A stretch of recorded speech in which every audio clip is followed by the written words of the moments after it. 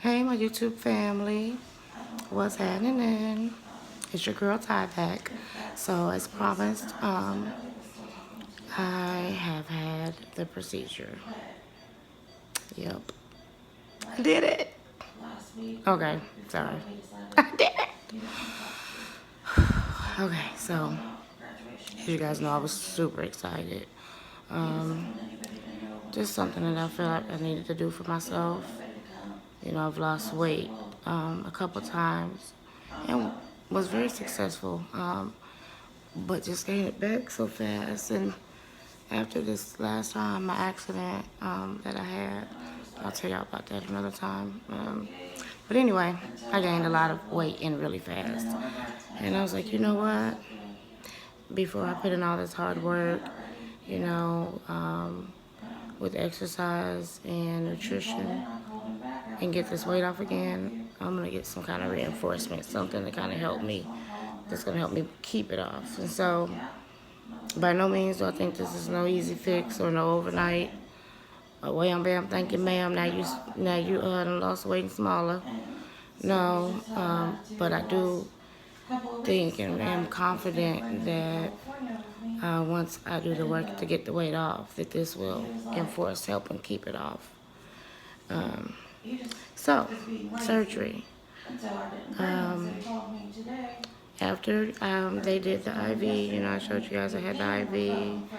After they came in and did that and put on my such beautiful headphones. You guys can see it. So after they did that, I'm sorry, you guys, I'm kind of dragging, a little drowsy from the medicine. But I wanted to get on here as close to as soon as possible after the surgery to give you guys the real deal, and why everything was just fresh on my brain. So please excuse me for dragging a little bit. They just had given me some pain medicine. So surgery. They came in, they got me right after they did the IV and put on the tettos, gave me some booties and a net for my hair, and then I went down and they got right to it. The anesthesiologist, you know, they came, they did my blood pressure, just started hooking everything up, and okay, anesthesia. Then they administered anesthesia, and I was out like a light, up like a light, out like a light, like a light, like a light. Okay, so then anyways, when I came to the light, they were all around me.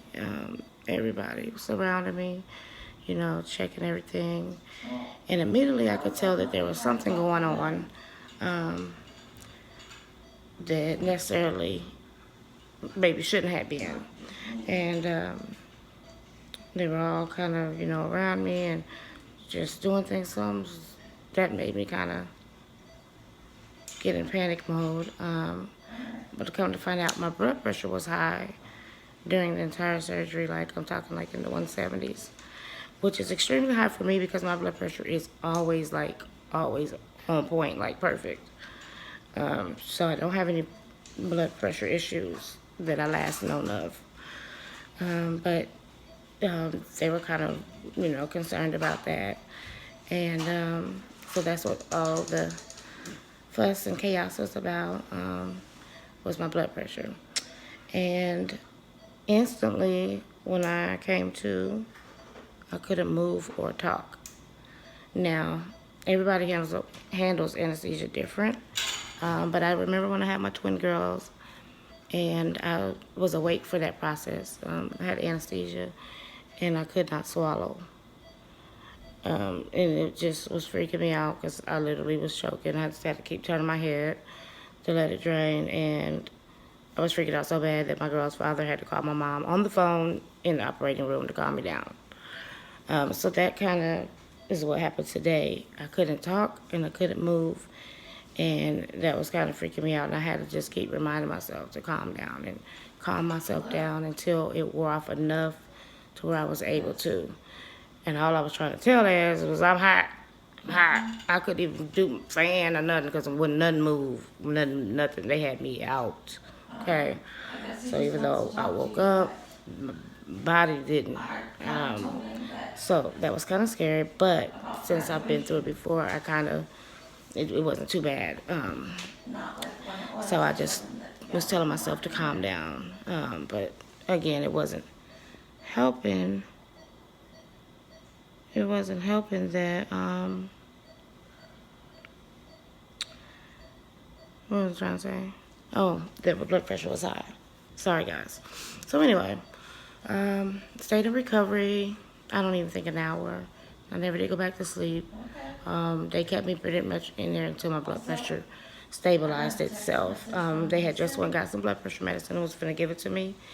And they checked it, and luckily, thank you, Jesus, it went down on its own. And so since, it's been running about 135, 130, which is still a little high for me, but it's definitely not 170. So after that, they brought me back to the room. They came right in and hooked up some it's on the tip of my tongue, you guys. Anyway, some medicine. It's pain medicine. And I was laid here. They do allow you to have this little cup of ice. It's like really crushed ice. They encourage you to use this. That's a Triflow. And they want you to use as much as possible. And it's kind of weird because you don't blow in, you don't blow out, you blow in.